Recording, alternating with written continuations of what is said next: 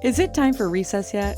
I'm so glad you found time to join us here on the Childcare Director's Chair, where Erica Sacoccio shares her best practices that she's refined through her passion of directing childcare centers over the last 23 years. From parenting interaction, systems to save you time, money, and stress, to profitability. She shares it all from the Childcare Director's Chair. Hello, childcare leaders. It's Erica Sacoccio here with the Childcare Director's Chair, and I'm super excited to bring this episode to you today. We're going to talk about the business side of childcare, which is one of my favorite things to talk about. As money gets tighter for all of us, budgets have always been important and necessary, but now more than ever, we're really stretching out to try to make those dollars work for our programs and for our communities and for our children to provide a high quality programming. And you can't do that without money. So let's talk about creating your budget. So I've compiled 15 essential tips to help you establish a solid financial plan that will ensure that you have success and sustainability for your childcare business. So number one is we have to start at the beginning, and let's assess your current financial situation. Begin with evaluating your income, your expenses, and any existing debt that you currently have. And this will provide you with a clear picture of your financial standing and help you identify the areas where you need to make adjustments.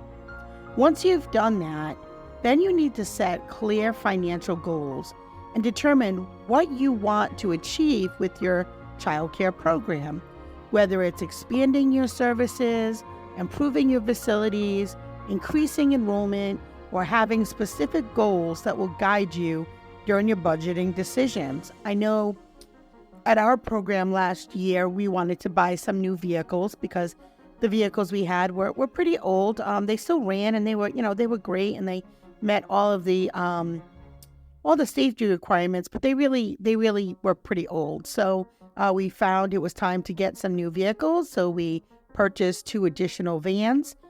So we had to make some accommodations in our budget to be able to have enough money to put down a substantial deposit, so that way our payments weren't that high. So little things like that you know that you're going to need in the upcoming year, you want to make sure that you put those into your budget and plan accordingly. The next thing you want to do is you want to track your expenses. You want to keep a detailed record of all your expenses. Make sure you include the little things that are easy to forget about, but include the supplies, the utilities, your staff salaries, and any associated costs that you have with running your childcare program. This will help you identify areas where you can cut back or find more cost-effective alternatives, which we've done several times in the last year or so, and really re-looking at what you're paying for each of those things. And we tend to be very loyal to the vendors that we work with, which I think is a great thing, but you do have to make sure that you are looking at those contracts and making sure that you are getting the best deal that you can. So we'll talk a little bit about more about that down the line. But prioritizing your expenses. So you want to categorize your expenses into essential and non-essential items, and then prioritize your spending on necessities such as staff salaries, insurance, licensing fees, while finding ways to reduce spending on non-essential items. Next, you want to create a contingency fund. So set aside a portion of your budget for unexpected expenses and emergencies, because we all have them. I just had an air conditioning unit that went, I guess it was a heating unit. It's a kind of a dual unit that went right in the middle of winter. So that was, $7,000 to repair, and it would have been $20,000 to replace. So we did go ahead and have it repaired, but luckily we had the funds set aside to make sure that we could do that. But could you imagine in the middle of winter, if you didn't have heat, you would have shut down. So, making sure you have a contingency fund. Having that safety net will provide you with peace of mind and prevent financial setbacks from derailing your child care program or even possibly having to shut down, especially if it's something that is connected to licensing.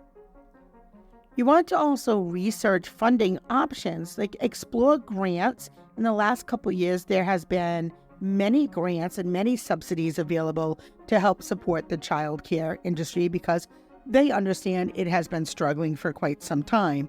I mean, we were working on shoestring budgets before the pandemic and then after the pandemic, and then increased, inflation and everything that has just gone up and up and up. And we know families can't really afford more and we can't afford to charge less. So we're kind of at this standstill. So the good thing is in many states, they are jumping in and they are providing some type of grants or subsidies or financial assistance programs that are available for child care providers. So this can help alleviate some of the financial burden and provide additional resources for your program. I know here in Rhode Island, they have offered many incentives for employees. They have retention bonuses. They just did a step-up program, or step-up wages program, where they'll be giving supplemental bonuses based on your education level. They also are putting in a pilot program that will help pay childcare tuition for staff who have children who go to centers. And for most of us, we either provide free tuition for our staff or greatly reduced. And that's a great benefit to have. But right now, with budgets being so tight, if you have, 7 or 8 children in your program where you're not charging the staff a fee, that's thousands and thousands of dollars by the end of the year. So it's great if your state has any type of funding options like that. Going back to reviewing and negotiating contracts, you really need to do this on a regular basis and regularly review contracts with your suppliers, your service providers, and vendors to ensure you're getting the best value for your money. And don't hesitate to negotiate better terms or seek alternative options if necessary. And sometimes that's hard because you do build great relationships with your vendors. But I have found this year I had to change a couple vendors because their pricing was just a little bit above what we could fit into our budget for this year. So although it's sad to have to break those relationships, at the end of the day, it may be necessary. Also consider outsourcing non-essential tasks. So evaluate whether certain administrative tasks can be outsourced to reduce costs. For example, hiring a bookkeeper or an accountant can help save you time and money in the long run, especially if that means that you're able to get out on the floor more, you're able to help your staff more, which could help reduce staff turnover, which could save you tons of money there. It could also save you from parents pulling out because you have high turnover rates by, having somebody else do your bookkeeping for you so that you're not, backlogged behind a desk. Investing in staff development, you have to allocate a portion of your budget for staff training and professional development. Well-trained and motivated staff will enhance the quality of your child care program, and that leads to increased enrollment and positive word of mouth and referrals. And I would say, everything comes in ebbs and flows. And so right now I know that we have the advantage in the market in one way because childcare spots across the country are very, very limited. But it's not going to stay like that forever. As the economy starts to stabilize and as more funding comes into early childhood and after school programs through the state, through the federal government, they'll be able to have more spaces available. So you really want to make sure that you work hard at keeping your word of mouth and referrals. And that really comes with having great staff because at the end of the day, it's just a building. It's your team that really makes your program and then the way that you lead it. Also implement cost-saving measures. So look for opportunities to reduce expenses without compromising the quality of care. So for instance, you consider energy-efficient appliances or bulk purchases of supplies. or even implementing recycling programs. And I'm sure that you could probably name quite a few more. But think about what things you can do that will save you in the long run. And then review your pricing structure. And if you're not really sure where you should look there, we do have an episode a couple days ago on how to put together your pricing strategy. So I would take a look at that podcast and see if there are any tips there that you haven't implemented. But regularly assess your pricing can ensure that it reflects the value you provide while remaining competitive in the market. And adjusting your rates periodically can help you maintain financial stability and cover the rising costs.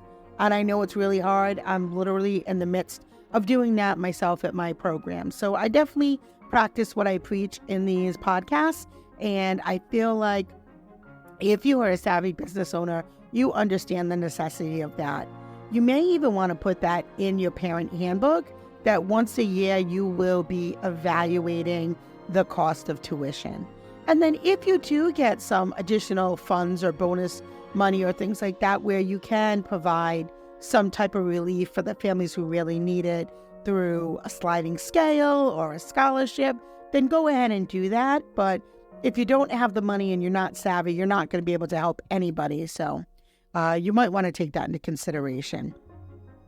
Monitor and analyze your budget regularly and keep a close eye on your budget. Make sure you're reviewing your financial statements. And if you're not sure what financial statements you really need to look at, again, pop into our tips. There's 5 financial reports that you really need to understand. We talk about that in a previous episode. Check that out if you're not sure. But this will allow you to identify any discrepancies and make necessary adjustments and stay on track towards achieving your financial goals. You also want to seek professional advice. Consider consulting with a financial advisor or an accountant who specializes in the childcare business. They can provide you valuable insights and help you make informed financial decisions. You should not be talking to your accountant just at tax time. At a minimum, you should talk to them quarterly. You should pull your report and make an appointment to sit down so you can make adjustments before you get to the end of the year. I'm not an accountant. I am not able to give accounting expertise, but I can tell you that sitting with your accountant at least quarterly is a minimum. The next thing you want to think about is involving your staff and encourage your staff to contribute ideas for cost-saving measures. They're in the classroom all of the time, so they may be able to see things that you don't see. They also sometimes have great ideas on revenue-generating activities. It could be a Saturday night, once a month, a Saturday night childcare session where parents can go out and have a date night, and you have a few staff that want to work some extra hours, and you can charge a premium for that service. They also can input and lead innovative solutions and have a sense of ownership and the success of your childcare program. So, I feel like my staff are very innovative, and most teachers are by and large, because they're used to working on a shoestring budget. They're used to making materials out of boxes and stickers and recyclables and all the magic that the preschool teachers and school-age teachers do out there. They're pretty crafty and they're pretty smart, and I say tap into that resource if you can. And lastly, stay informed with industry trends. Keep up to date with the latest developments in the industry, and this will help you anticipate changes, adapt your budget accordingly, and stay ahead of the competition. So I have one word about that, and I would say universal pre-K. That is coming. So is your center prepared to take on those classrooms? Are your staff trained enough at that level? It's a great source of income. Yes, it has pros and cons, but it certainly is a steady stream of income that is going to be continued to be invested in through the federal government and through the states. So if you're not tapping into that, you're going to miss out. Also, I would say quality rating systems, would be another thing. If you're not part of a quality rating system and you have one in your state and they have tiered reimbursement, you would be absolutely crazy to not improve the quality of your program, to then increase the rates and get that additional subsidy money, because that is a win-win for your staff and your children and your program. So with that, I'll wrap it up and say, by following those 15 or 16 tips, you'll be well equipped to create a budget that supports your growth. Make sure that your center's around for years to come. And remember, effective financial planning is a key component for running a successful childcare business. This has been the Childcare Director's Chair. If you have enjoyed this episode, we ask that you please follow this podcast. Please give us a review or a rating and share it with a colleague in the field. Thank you so much. We appreciate your time. We hope that you'll tune in tomorrow for our daily tips. Well, all the cute little kiddos have been picked up and it's time to go home. And that'll do it for another episode of the Childcare Director's Chair.